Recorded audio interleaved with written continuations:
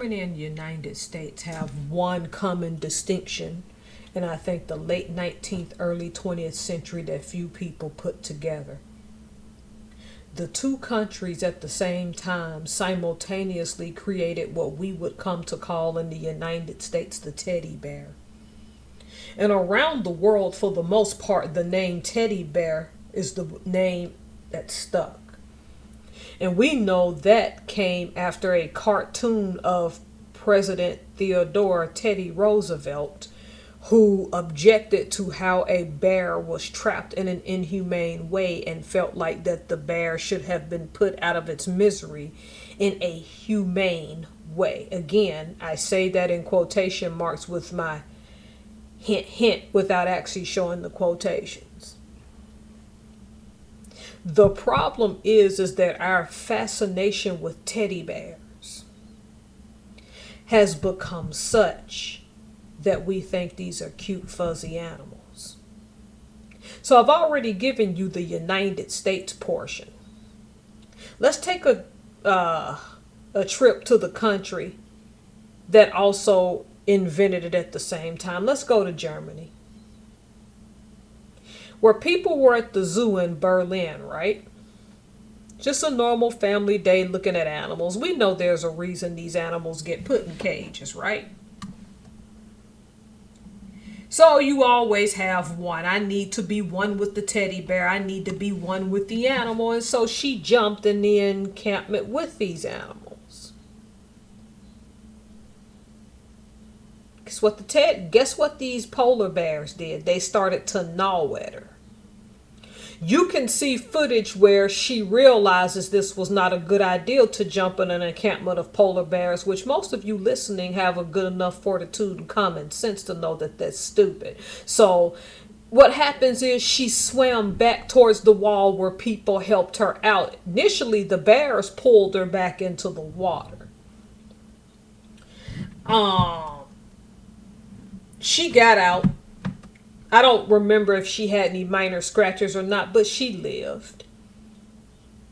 Now, who told her dumb behind that was okay to do, first off? Second off, these zoos have got to start taking a hard line to these people and call it a one and done.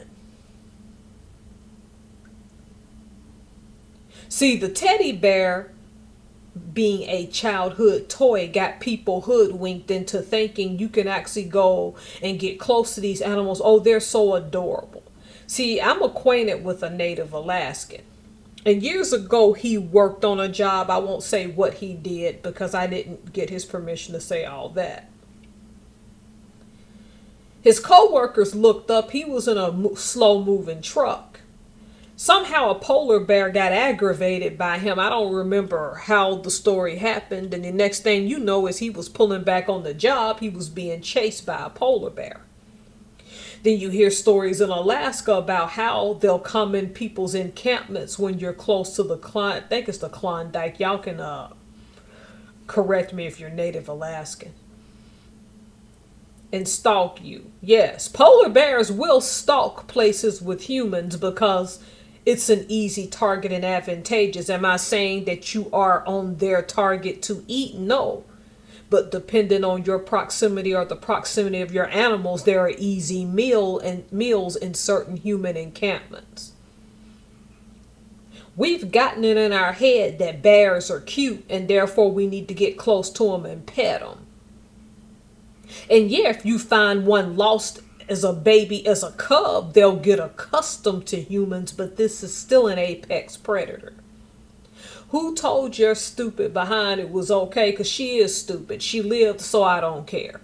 Who told you it was okay for you to jump your happy butt in that water?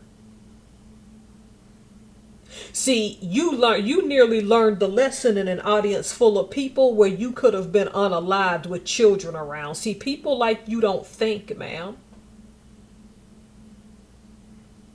See, the same thing happens in the national parks here in the United States where dummies are going to Yellowstone and walking up and taking selfies with bison. Then when that big animal that's big as a 4x4 comes at you, you don't, why is it doing that? Because you saw it on television somewhere as a warm and fuzzy and sweet little animal. No, that's a predator when it has to be. It's going to protect its territory. This is a rant. This is my thing right now. If you are director of some zoo or something, y'all have all got to get together and write up something and take a hard line against stupid acting people like this. Children don't go to the zoo to watch an adult along with other adults as bystanders decide, oh, I'm just going to jump in this encampment. I want to be one with the bears and swim with them. That's all gravy until you realize that they didn't see you the way you saw them.